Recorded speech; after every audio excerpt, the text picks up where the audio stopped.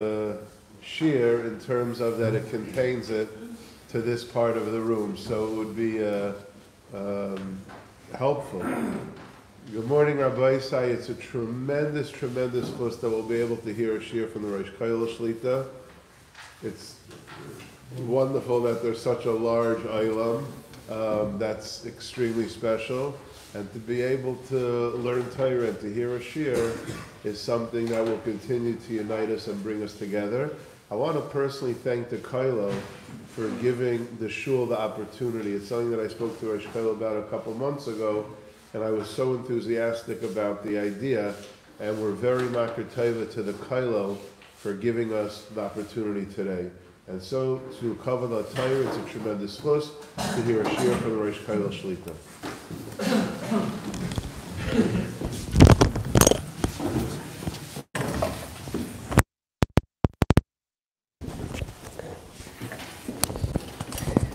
Thank you, Rabbi Shapiro, for the introduction and for graciously hosting us here today. Obviously, this is a little nostalgic, bringing back memories. As a matter of fact, when I was looking at my notes, when I gave a similar share, as someone pointed out, there's one person in this room that actually remembers that I gave a similar share, and it was actually 10 years ago to the day, December 25th, 2014. I gave a share on this topic here in the Shul, but I didn't remember that until I saw my notes, exactly 10 years ago. So it was interesting. Some things don't change, I guess. It's always an interesting topic. And there's more information and more things I learned about it. So I really do appreciate to see the whole olam here, and for the Shul for hosting us, and Rabbi Shapiro really opening up very, very warmly the Shul to us today. To give the shir and to learn together, it's always a tremendous chizuk when people take a time from their day off, start off with some learning, and it's really mekadesh the rest of the day. So the inyan that I chose to speak about is the inyan of the aliyah to the Habayis in Bizman Hazeh. And this, right away, when you mention that, it mo'ir a lot of different thoughts through people's minds, and in terms of what that means politically, what that means in terms of the world, and how what issues that raises. But what people don't know is that it's a very geshmaka sugya, and there's a lot of Torah about it, and there's poskim, like every other thing in Torah. It's really not appropriate to have an opinion until one really learns through the sources, learns through the Gemaras, learns through the Rishonim and the Achrayim and the Poskim, and then even the Minig, and then understanding why the Gedolim say what they say, in order to really have an appreciation for it. And this is a particular sugya like that, because this sugya really starts from the Psukim themselves. In the actual Psukim themselves, the sources about this, and then how it plays out Bizmanenu,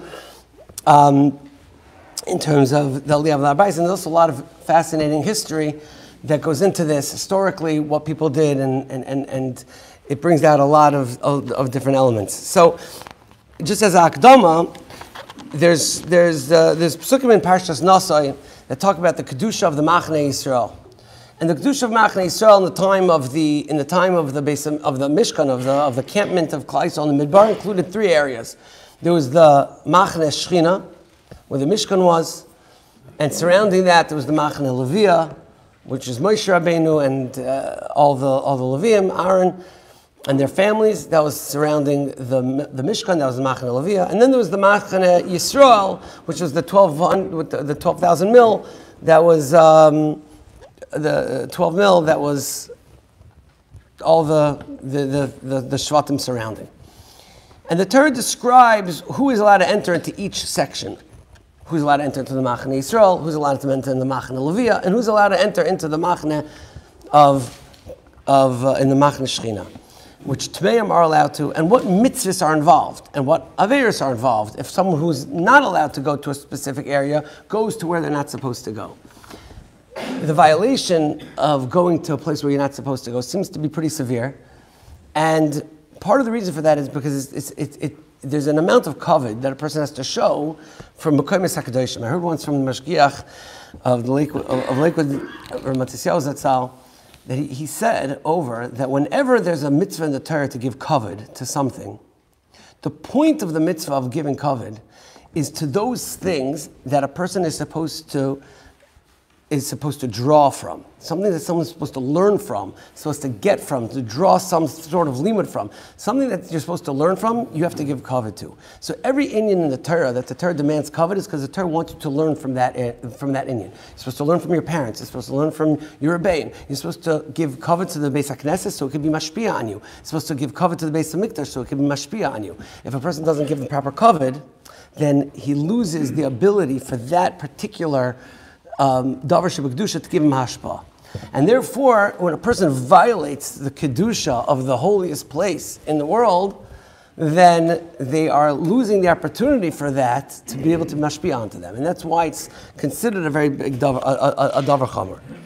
So, what the question that the Mishnah in Kalim deals with is how did those machanos, there was machane Shechina, there was machane Levia, and there was machane Yisrael in the Midbar. That was defined very clearly by the psukim themselves.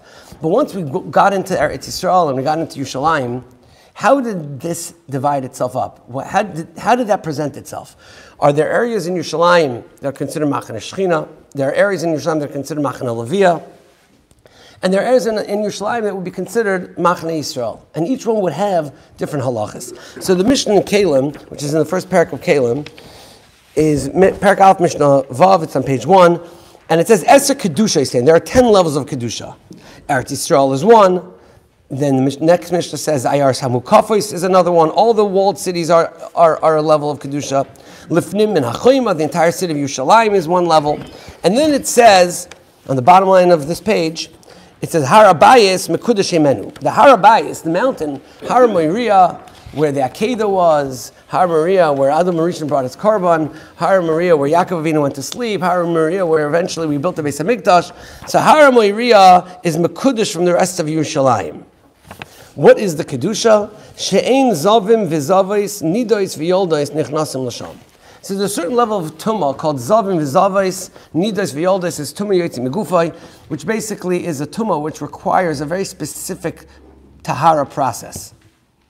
It requires a tahara process. First of all, a zav requires a tahara in a mayim chaim, not a regular mikvah. They have to find mayim chaim. Mayim chaim is a flowing, natural source of water. So you would have to find a mikvah that's mayim chaim. It requires 7 days, similar to what a nida has to do.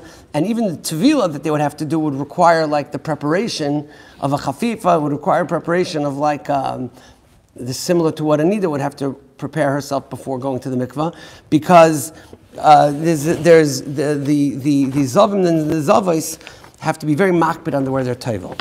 So the Gemara, the Mishnah is telling us Habayis, anywhere on the Habayis, those tumas are not allowed.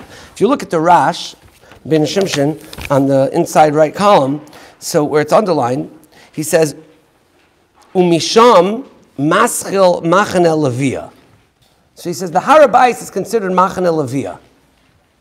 The Habayis is considered machane levia ad Shar Nikanor, until Shar Nikanor. So I put over here on page 3 a little map of the Beis HaMikdash, very, very basic. But the Habayis was 500 amas by 500 amas, which is not such a big area, half a mile, 1,000 feet.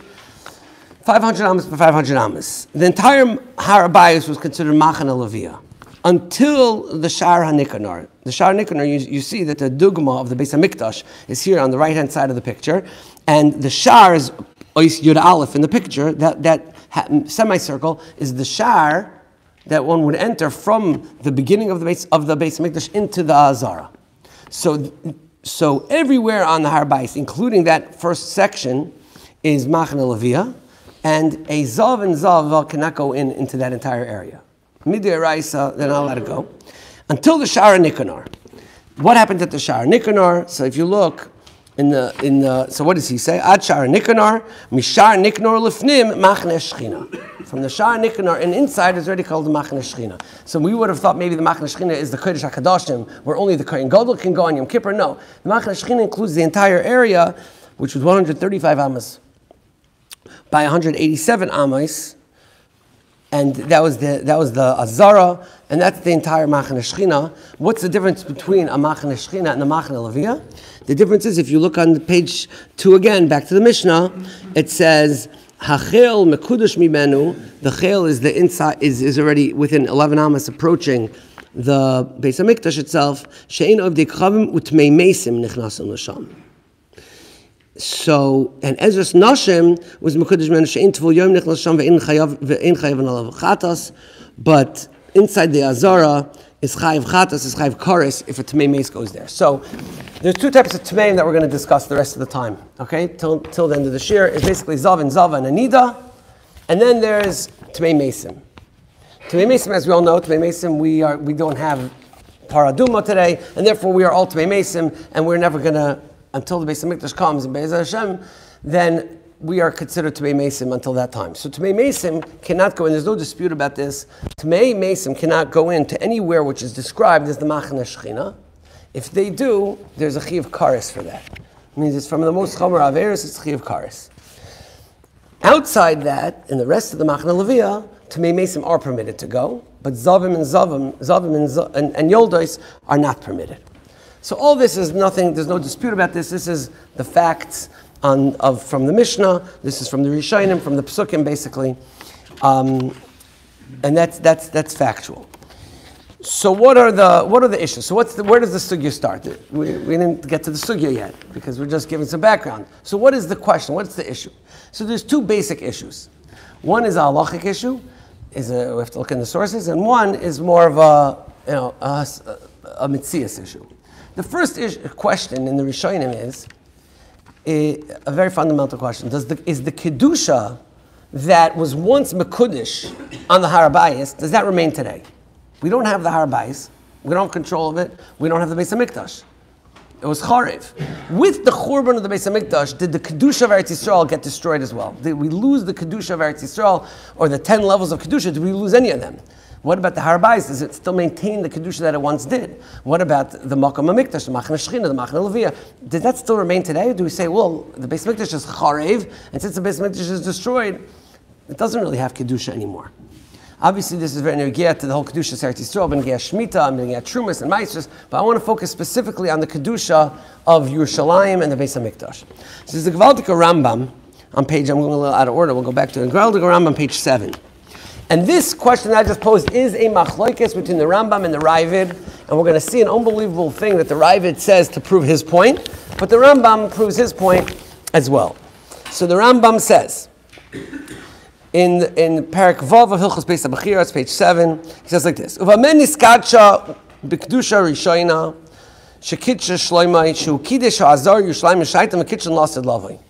Yerushalayim was mekudesh by Shlomo HaMelech, and when Shlomo HaMelech was mekadesh Yerushalayim, he was kitsha l'shaita, which means what? He was kitsha for its time. V'kitsha lasted lavai, he was also mekadesh it for all future times. Lefikach, says the Rambam, makrivin ha'karbonos kulon. You're allowed to technically give karbanos nowadays, which is a whole nother shir. Ava pi she'ein sham beis banui, even though there's no Beis HaMikdash, but you could find the makam hamizbeach. Technically, you could bring a karban.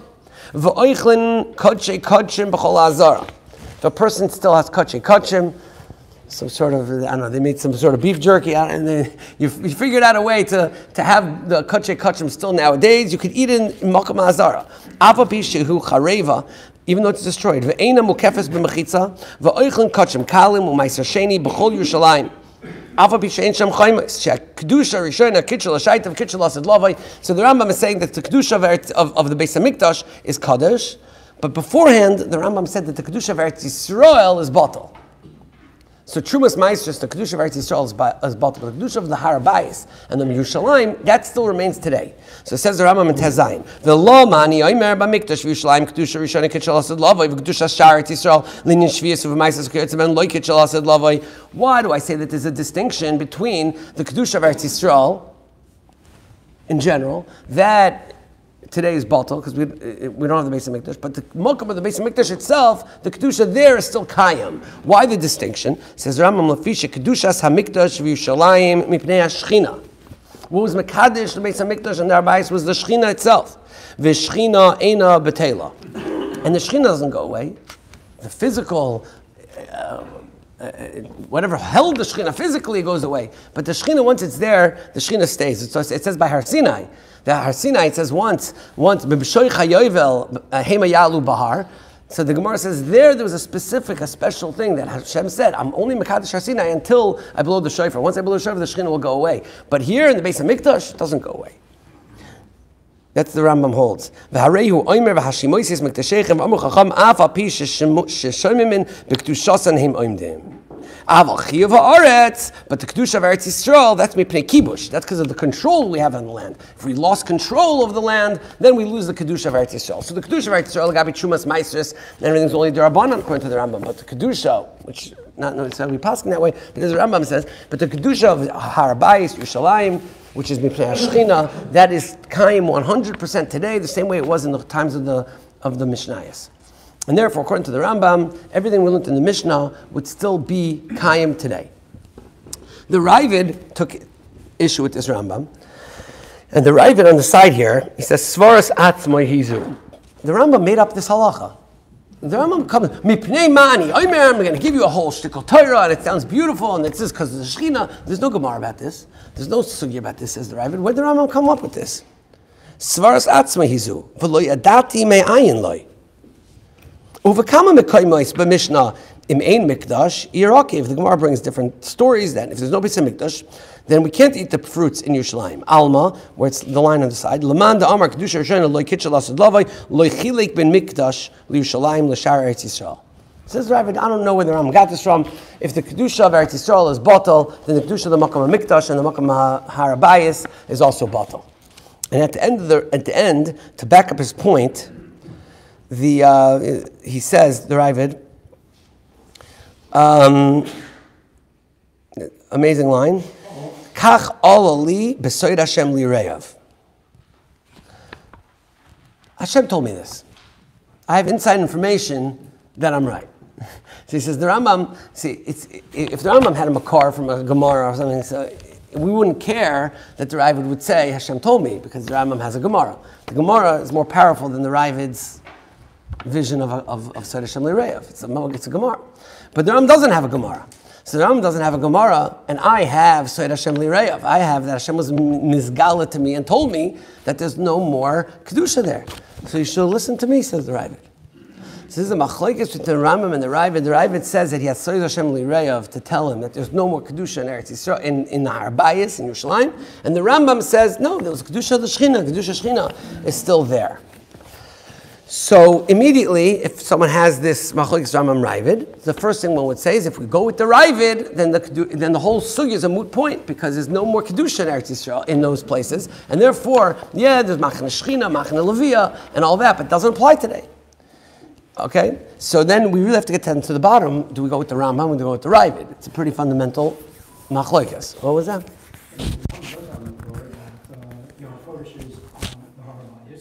Itself brings a kedusha. What's on the Habayis? The Rambam Panzi brings down in his space with Hira that the Aron Kodesh is hidden on the. Yeah, but I don't know if that determines. That's based on the Kodesh. Yeah, but I don't know if that's not what he's saying. He's saying that. That's not what he's saying, but he does on the Kodesh. That itself brings a sense of kedusha.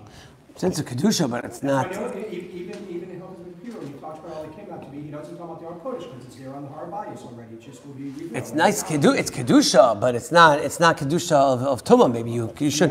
The Gemara. Oh, but the fact that it's nignaz down there doesn't make that it's still b'mekaymai to give kedusha to the kodesh hakadosh. Who? He's saying there is nignaz, so this was nignaz maybe is enough, but I don't think it's enough anyway to make the kedusha kayim b'mekaymai. So, just by the way, in addition to the Rambam, there's a Sefer HaChinuch. The Sefer HaChinuch generally goes with the Rambam, and I just thought it was easier language to see how the Sefer HaChinuch on these two mitzvahs, the two mitzvahs. There's one mitzvah essay, which is called Shiluach Min HaMachne, send people out from where they're not supposed to be, and the second one is Lois Asay, don't go to where you're not supposed to go. So there's a mitzvah essay involved with this, and there's a mitzvah lois essay involved in this. So the Sefer Chinuch just puts it down very clearly, so I thought I would bring it down. It's on page 4. So he says, L'shaleach hatmeim chutz lamachne shchina. You should send tmeim out of the machne shchina, and he brings the pasuk associated with that. V'yadu hayalahem b'midbar ad heichen gvul machne shchina. We knew exactly in the midbar what it was. And even the future there is tikra machne shchina v'hi b'chlal mitzvah zu beis hamikdash v'chol ha'azar shilafana. So there, he says very clearly everything we just learned in very, very concise language that the azara is called machne shchina, and that's why a tmei mace is not allowed to go there. And all the way at the end of the kedarka of the Sefer Chinuch on page 5, where there's an arrow, it says v'neheges mitzvah zu. This mitzvah applies. B'schar moving a cave. There's no difference between men and women on this. Shafilu b'zman hazeh sha'mikdash shamein b'avoneseinu aser lekanes b'tamei. The Sefer Chinuch paskins clearly, like the Rambam, that it would apply today. And then he says oiver al zeh. If you're over this, v'nichnas b'makom she'eino rashai. So bitel asay. You're mevatel the asay. Okay. So you're mevatel the asay. But in the next mitzvah, which is the lois asay, he says the same thing. Shenimna kol tamei mikanis b'chol hamikdash kol azar mishar niknor v'lefnim kloimer machne shchina. If you look on the second part, on page 6, in the hemshech of the Sefer Chinuch, he says, "V'gam medinei hamitzvah," in that paragraph, "V'gam v'oido diacha klal b'inyan zeh shekol haton bi'asmayim min haTorah." Anyone that has to go into a mikvah into mayim. V'hi tumah she'hanazir shel Torah megaleach aleh. It's a certain level of tumah.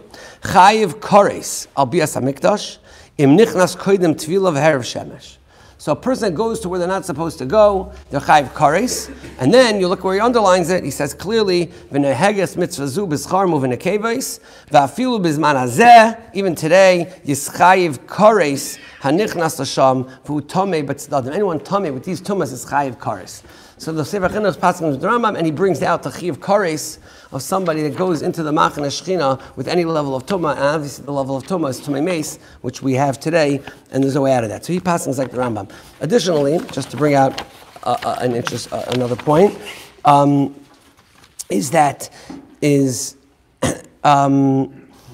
a lot of halachas about Moira Mikdash. This whole sugya is in Megillah about Moira Mikdash. You're allowed to be roike, you're allowed to spit in the makam of the Mikdash. You're allowed to walk. So there's an interesting shayla. Why are those halachas brought in the Shulchan Aruch? So there's two ways that one can address that question. Why aren't the halachas of Moira Mikdash mentioned in the Shulchan Aruch? So there's two ways that one could address that question. One is, one could say that it's because we pass like the Ravid. So we pass like the Ravid, so there is no Kedusha in the Beis HaMikdash, so those halachas don't apply. The other way would be to say, we pass like the Rambam, so no one's going up there anyway. So the guy's chayiv kares, now you're going to tell him, don't spit. I mean, he's walking up there, he's not allowed to anyway. So he's not allowed to anyway, what's the point of telling you the halacha, how to behave up there? So Moshe, and it's true, I'm not going to speak it out, but it's in the packet. Moshe has a tshuva about this question. Why isn't it mentioned in the Shulchan Aruch, these halachas? But really, the fact that it's not mentioned is interesting to point out, but it really is not a right to anything, because you can interpret it either way. Hilchos Mar Mikdash. There's plenty of room for it somewhere. There's, okay. So, the bottom line is that the haskama of all the poskim basically was to go with the Rambam. The poskim, the later poskim, did not go with the Ravid to assume that there's no kedusha nowadays, and therefore they all went with the assumption with the halacha of the Rambam that nowadays there is kedusha on the Makom HaMikdash, and therefore a tummy mace.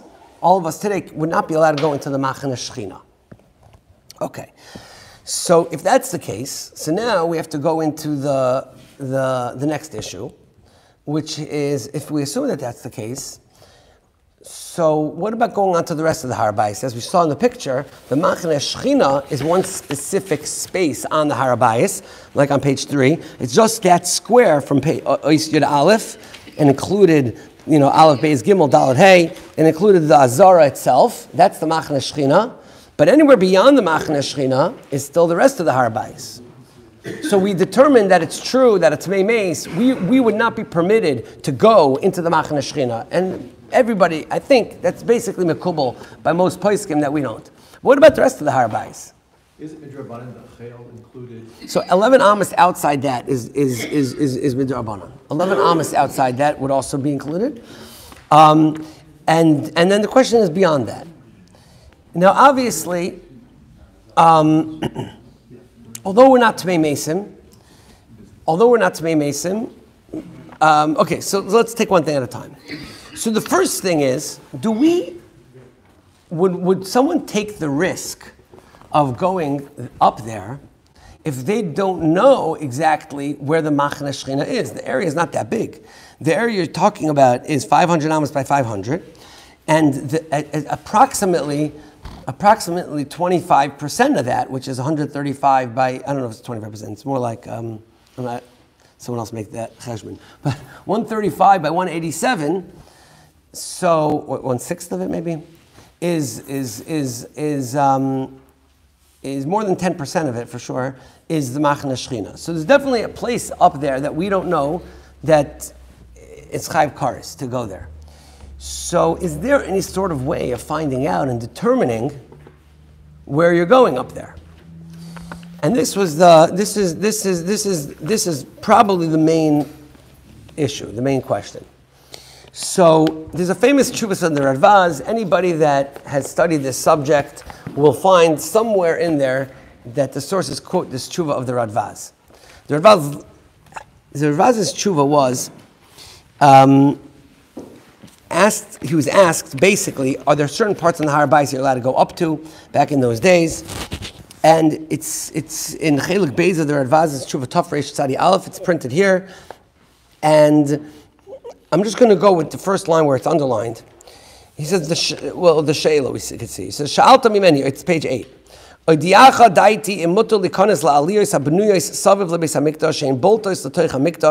allowed to go on areas that there's like a second story balcony, that the balcony juts out into an area which would be underneath it, would have Kedusha of, you're in the airspace basically, of the Makom HaMikdash, or the Habayis, but you're not touching the ground. That was the question, are you allowed to go there? So in order to determine that question, he starts talking about what do we know about the Habayis. So he says like this, he says, Hadavar Barer, Shetachas HaKippah, Shom Even HaShesiya, B'li Safek. So the Radvaz is made that in the mosque, there's apparently a very large stone, and in the middle over there, or somewhere over there, and it's the significance of the stone is not very well known, but the Radvaz says that is the Even Shesiya. What is the Even Shesiya? The Even Shesiya is the stone that was Adam HaRishon made his first korban on it. That's the stone from which the world was created. That's the stone that the Kohen Gadol on Yom Kippur would put the keteris onto that makom in order to bring the keteris in the Kodesh HaKadoshim. So the Even Shesiya, we know, was the place of the Kodesh HaKadoshim. That we know. But we don't know what the Even Shesiya is. So the Radvaz says, that stone that they're telling you that they have, encased in their mosque, that is the Even Shesiya. That's our Mesorah, that's the Even Shesiya. There's a fascinating question on that, which is because the Even Shesiya, it says, was only 3 tefachim off the ground. And apparently, what they have displayed over there is a very, very large stone, way more than 3 tefachim off the ground. So would that be a question on the Mesorah that is the Even Shesiya? So the Radvaz addresses that. And the Radvaz says a fascinating thing. He says that basically for different reasons, before they built that mosque, they were doing a lot of digging, archaeological digs or whatever they were trying to do, and they were trying to actually get to the bottom of the stone, as well as, it could be they were trying to find the Aron. That's what he says. And Memele, they did a lot of digging. In the process of doing the digging, they revealed more and more of the stone. And therefore, even though it's not such a high place, but the stone that they have it doesn't mean that it's not the stone, it just means that in the time of the Beis HaMikdash, there was more ground on top covering it over. There's a Gevaldika vert from the Brisker Rav. Brisker Rav says that,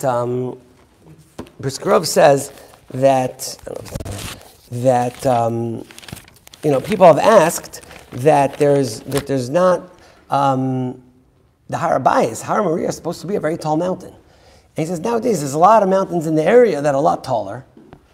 And how do we understand to say that that is, in fact, at all Har Moriah?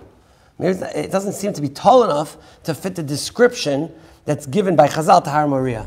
So he says that HaKadosh Baruch Hu, at the Churban, made the mountain a lot shorter. But there's a halacha, a kachrim dika halacha, briskarav halacha, that the Beis Hamikdash has to be on a mountain that's a certain size. And he says the mountain's not that size. So it's really possible for the Beis Hamikdash even to be rebuilt on it. So before HaKadosh Baruch Hu before Mashiach comes and builds the Beis Hamikdash, the mountain is going to have to be rebuilt. Hashem's going to have to bring back the height of the mountain to what it used to be. And he says that's what we say in Jor Yikra and the Zmiris. He says, Elokim tein ba midbar har. You should put in the midbar a har. What does that mean? What's he talking about? He says, you have to put the har back in the Makam HaMikdash so we can have a Beis Hamikdash on top of it. Because right now what's there is not called the har. That's what he says. So he says, so the Radvaz's logic is very understandable, basically, is that the fact that the stone is a lot taller than what it would be described by Chazal is not a raya that's not Evan Shasiyah, and therefore the Radvaz is made that the makam of the Evan Shasiyah is the makam of the dome of the mosque is the Evan Shasiyah, is the Kodesh HaKadoshim. So if you would go with that Messiah, then you could work backwards and determine based on Amos, even if you use the Chazon Ish's Amma, so you figure everything out, and you could technically mark off the areas which would be Vada considered the Machane Shechina, and leave that area out of the Aliyah Habayis. There is a big question on that because we go to the Kaisel Maravi, the Western Wall. But there was another wall, which is what we still have today.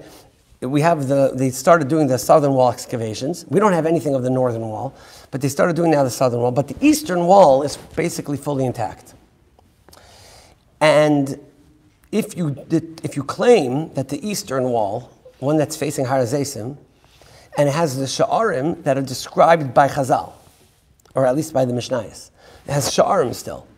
As a matter of fact, the double gate there that's sealed, the Kafter Vaferach will say over from him soon. Kafter Vaferach was a Rishon who came to Eretz Yisrael and gave his life's mission to figuring out things about Eretz Yisrael. It's reprinted now in a beautiful 3-chelik. Beforehand you couldn't read it, B'chlal. It's reprinted now, but it's from the Rishonim. And he basically talks about Teres Eretz Yisrael. That's what he talks about over there. So he says that double gate that's sealed off by the Arabs is the two gates made in the Mishnayos, in the Sechta Soifrim, for Avelim to go in and Chasanim to go in, and he says that is the eastern wall of the Habayis. Now, if you make the cheshbon from the eastern wall, according to the Chazon Ish's Amma, you're way off from the Evan Shasiyah. It's way past it. In other words, the dome is closer to the eastern wall than it should be if that was where the Kodesh HaKadoshim was, which would throw a major problem into figuring things out that way. So either we say that what we have is not really, we don't really know if the walls that we have are really the original Har HaBayis walls, or someone saying it's a right to the Reb Chaim Noah's Amma, because if you go to other Shir Amma, it works out better, or that's not the Evan Shasiyah.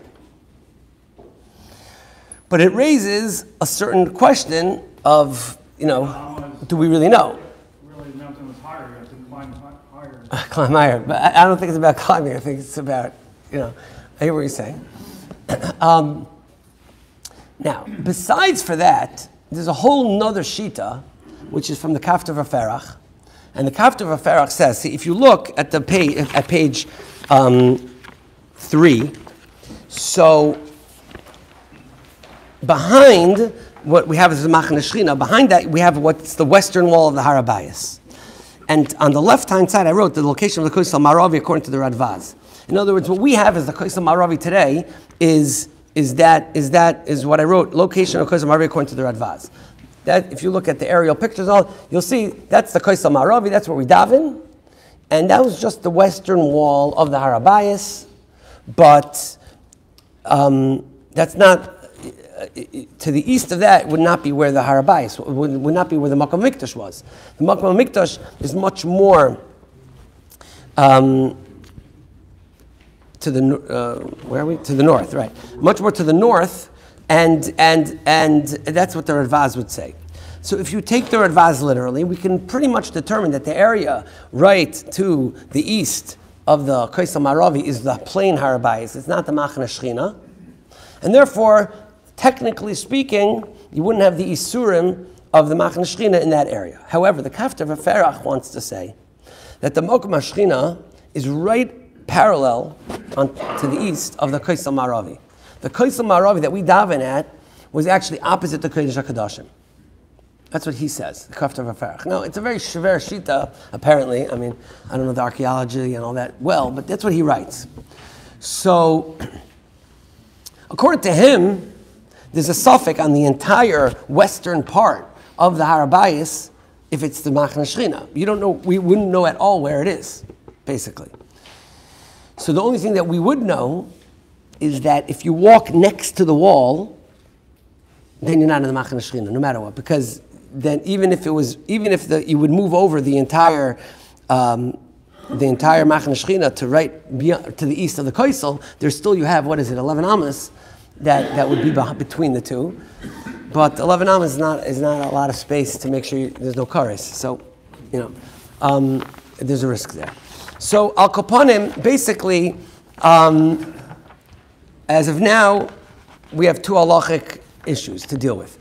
Issue number one is there Kedusha on the base of Mikdash today or not? Machlokes Rambam, Ravid, we go with the Rambam. Number two is, okay, but do we know where the Machane Shechina is? You have the Radvaz that says we know, but we mentioned two reasons why it's not so clear. One is the Kafter V'Ferach, saying that it's all the way to the east of the Kaisel Maravi, and one is that maybe it's more, so maybe it's to the east, and maybe it's also to the south, maybe it's to the south, opposite the Kaisel Maravi, or maybe it's to the east, based on if you would cheshbon from the eastern wall. So basically, it's not super clear that we know where the Machane Shechina is. And therefore, there's a very big risk of Chiv Kares to go anywhere where you don't really know for sure that it's not the Machane Shechina. Okay. However, one could say, well, that's not the minhag. The minhag is that we go with the Radvaz, and we understand it to be with the Radvaz, and we understand that that's where it is, and that's it. Now, is there any clear minhag on this? So if you look in the Svarim that promote Aliyah L'Habayis, so they all bring different stories of Gedolim of that would go up to the Habayis. Now I just want to go out and say it one more time. Any Yachid, an individual that would go up there, would have to follow a very, very strict Tahara process, even to get rid of the tumas that we do have a way of getting Tahara from. It wouldn't just be going to the mikvah and go home. It would have to be a pashtas, it would have to be Shiva Nekiyim, and you would have to wait till nightfall, and it would have to be that you go into Mayim Chaim, and you would have to do the Tahara of a Zav, Simatu Nida. So even assuming that one could isolate that it's not the Machane Shechina, you're going into the Machane Leviyah part, but the Tahara process to get up there would be very, very chomer. But let's assume that there were stories of Yechidim that went up there. So did they go up there? What I found in all the Sfarim that talk about this, and they bring stories, there's like a very big time lapse between when they have Eidos that Gedolim went up there to nowadays. There was like 300-400 years now that there's no Eidos of anybody going up there. Now that's because we weren't allowed to and all that, but we did lose a very strong level of Mesorah 300-400 years, is a long time ago. It's before George Washington. So it is a long time that we had no idea of anything to do with the Habayis. And there's no adius of anybody going up there from the Rishonim, later Rishonim, we'll see a few interesting stories. And then there's later more contemporary adius of people going to where they figured it out. But in between, there was a long time that there's no stories there. Like I was reading the story, he brings Rishonim and everything, and then the next person he brings was 1967. It was a long time between when anyone really went up there. But one of the famous adius of going up there is the Sefer Charedim. The Sefer Charedim himself, who's buried in Tzfas, Sefer Haredim brings an edus from the Rambam. It's an unbelievable story. It's not clear to me that there's such a strong edus, but it's an amazing story anyway, so I think we'll read it together anyway. It's on page 11 from the Sefer Haredim. He says like this, V'chein matzasi b'soif shita acha shehetek hanala Reb Shmuel ben Avram be'akoy miksivas yad harav Rabbeinu Moshe Mar Agoyla. This is a story written by the Rambam on himself, an autobiography of the Rambam on his first visit to Eretz Yisrael. He says, "Gamze matzasi b'soif hasefer b'leil echad b'Shabbos, Sunday night, be'arbo yomim l'yarech iyar. It was the 4th of Iyar. Nichnasti layam. I made my trip into the ocean. Ubiyom haShabbos asir li'iyar. It took me 6 days. On the 10th of Iyar, Shnas Chomesh ve'esrim Omar Aleinu Nachshol shebayam. I was almost going to be swallowed up by the ocean. V'nadarti alai sheshnei hayomim ha'ela. These 2 days I'll take upon myself as a personal tainus. Otzum b'hem ve'enag b'hem, the 4th of Iyar and the 10th of Iyar. Tainus Tzibur Shalim. V'ani v'anshi beisiv chol anilva malai v'atzav ve'albanei la'asos kein. All my family members should do it. Atzif adoyers. Ve'yinu tzedakah kifi koicham u'minidri she'eya ani yoshev levadi. And I will not see people on the 10th of Iyar, lo ere adam, and I'll daven and learn the entire day myself. Ukeshem shaloi matzasi bayam oiser hayom ela Kadosh Baruch Hu, just like I was myself, and the only connection I had was with the Kadosh Baruch Hu that day. So too that day is dedicated to be in connection with Hashem for me and my family forever. Okay, fine. That's interesting. But then he says, V'leil echad b'Shabbos, Sunday night, Shloisha Yom L'Yarech Sivan, on the 3rd of Sivan. Yatzasi min hayam b'Shalom. I finally got to where I want. Ubasi la'akoy. I got to the port in Akko. V'nitzalti min hashmad, and I got out of trouble. V'higyanu l'Eretz Yisrael, and I was in Eretz Yisrael. V'yom zen adarti, this day, the 3rd of Sivan, I was noider she'ayom sosam v'simcha mishtem matanas l'avyonim ani u'beisi atzah. I made it my personal Yom Tov. I finally got to Eretz Yisrael on the 3rd of Sivan, and it was Atzola for me and my family, and this is a Yom Tov for me. Ubiyoim shlishi b'Shabbos. Then it took me 2 days to get Arba Yom L'Yarech Mar Cheshvan. Oh no, it took me a long time, a few months. Finally, Shnas Sheishes Elitzir Yatzanu Ma'akol Alas Yerushalayim Tachas Sakana. I did the treacherous trip to go to Yerushalayim. And then he says, V'nichnasti l'bayis hagadol v'hakadosh v'ispalalti boi b'yom chamishi vav yom l'yarech ma'cheshvan. So some want to say what he means is, I went to Yerushalayim, V'nichnasti l'bayis hagadol v'hakadosh. There was no real shuls then. What's he talking about? He's talking about the grand shul, and he's talking about kipshutai, the way some want to say. He means he went to the Makam HaMikdash. On what day? V'ispalalti bo b'yom chamishi, vav yom l'yach mecheshen, v'ech b'Shabbos yatzas mishleim l'chevron, and then I went to Maras HaMachpelah, Shevach l'kel Yisbarach, u'shnei yomim ha'elu, shishi v'tshi b'marcheshvan, I made into Yom Tov. U'k'shem shezachisi l'yispal at the bottom, he says, b'chorbona kach era ani v'chol yisab b'nechamasa. It's an unbelievable Rambam about his emotional connection to Eretz Yisrael. It's beautiful. But Maisa, someone want to bring a raya. You see, the Rambam went over there. I mean, it's a pretty weak raya. He just says he went to the place, the Bayis HaGadol VaHakadosh. Regardless, he didn't go inside the Azara. That's for sure he didn't do. So obviously, he means he was near it. So if he was near it, maybe he meant he was near it because he went to the Koisel Maravi. We don't know what that means exactly. But he definitely made a trip to Eretz Yisrael, and he definitely got very close to going to the Makom Kadosh. That's pretty clear. That's like one of the adius they bring. They bring other adius of Rishonim that would say this. Okay, let's say something similar. Now, I just wanted to bring one pasuk in Yeshaya on page 14 that I think is an interesting smach to the Kafter V'Ferach. Remember, we said that. He says maybe it was a basic Knesset Samuch line. The Kedushas HaMikdash, Kedushas Minchas Yitzchak says, Shekavan HaSaram V'Nichnas Beis HaKnesset B'Yerushalayim. Right. In other words, right. In the bottom they bring the Minchas Yitzchak says beferish that it doesn't mean the Beis HaMikdash because the Rambam L'Shitasa wouldn't have gone on there. Okay, right, very good. So I think I was thinking that this pasuk in Yeshaya is a raya to the Kafter V'Ferach. Kafter V'Ferach is the one that says that what they call the dome today is not where the Evan Shasir was. It's not where the Makam HaMikdash was. So I think there's a good raya here, because in Yeshaya, Perek Samech Daled Pasuk Yud, it says Beis Kotshenu V'Sifartenu it's a kina on the Beis HaMikdash, Asher hilalucha avoisenu, in the place that we were able to praise, our fathers praised you. Hayol esreifas eish, v'chol machamadenu hayol lecharva. So Rashi says, Beis Kadshenu avoisenu hilalucha tradak. Boy v'hayol esreifas eish barishana b'shem, was burned down. V'oidenu b'churbana, it's still destroyed. Kiloi bana me'olam makam hamikdash b'yad hagoyim. The place of the mikdash is not rebuilt by the goyim, and it never will be rebuilt. Abarbanel says, "V'chol machamadenu hayol lecharva v'yaed hanavi b'zeh shemakom beis hamikdash lo yibane v'yechoinen ad zman hageula v'chein haya ki me'oy sheba hagoyim benachlasai."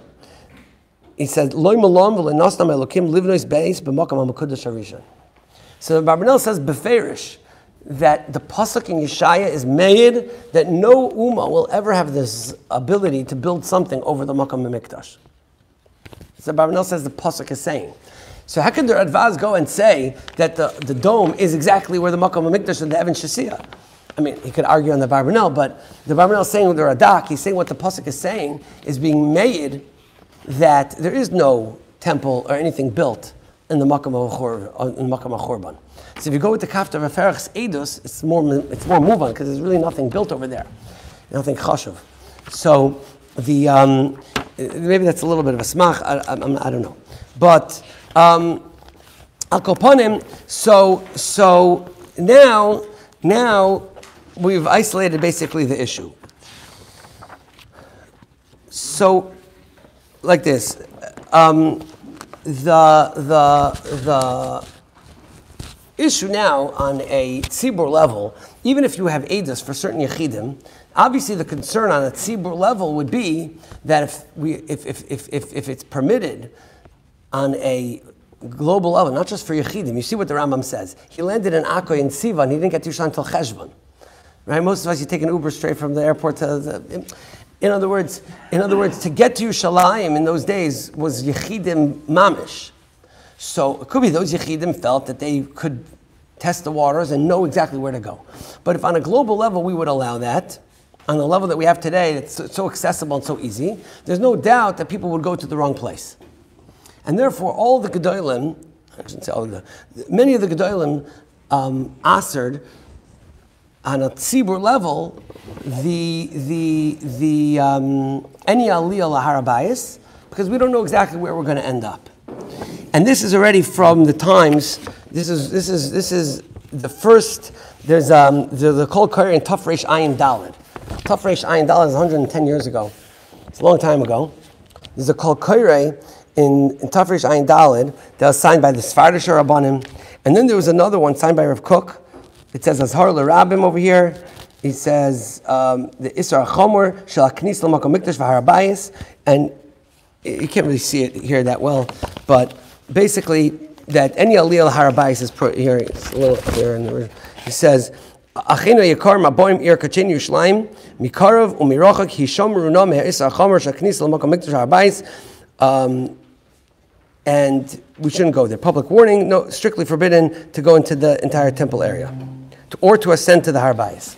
So, even in those days, Taf Reish Ayin Daled, 110 years ago, where going to Eretz Yisrael was not so simple and going to the Har Habayis was not so simple, Rav Kook himself said that it's not appropriate to go there, and it's Azhar LeRabim, and it was a takana.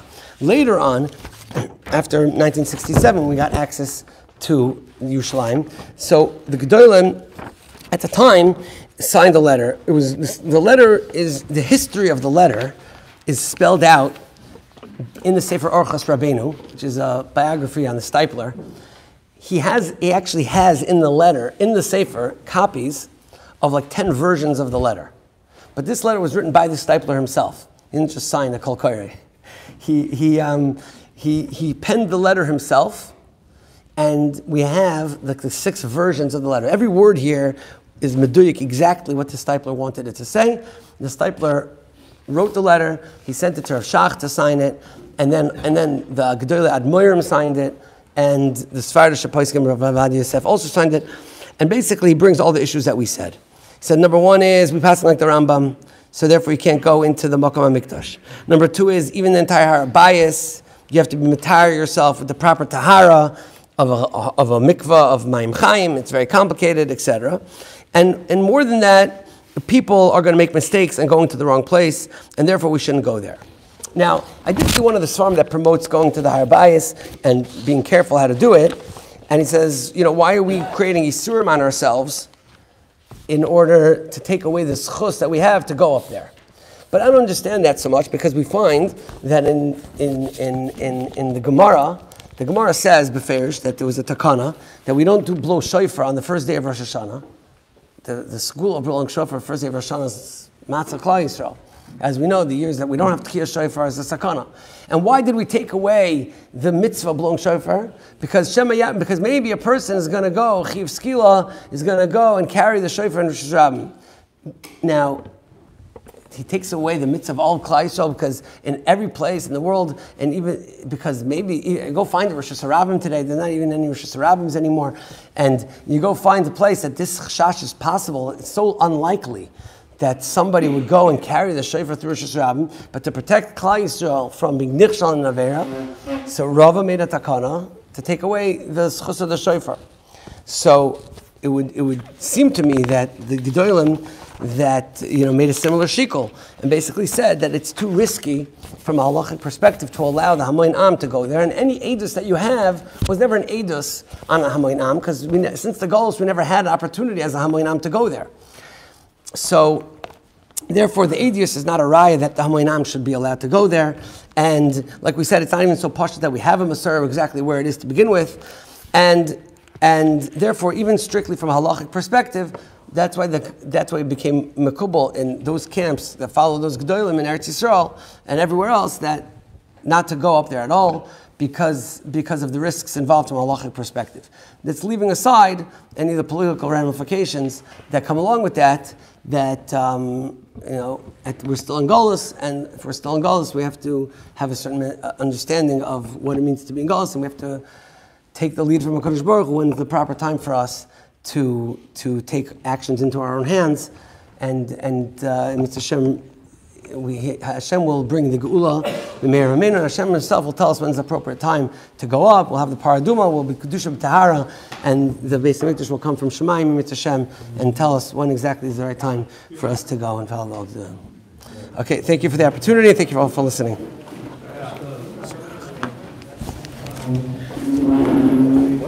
The mitzvahs I say that warrant